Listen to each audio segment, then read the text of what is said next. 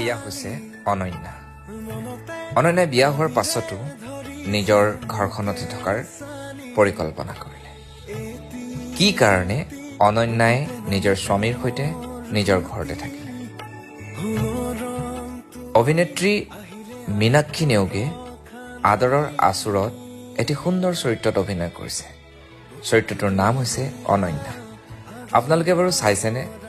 যদি চাইছে কমেণ্টত লিখিবচোন।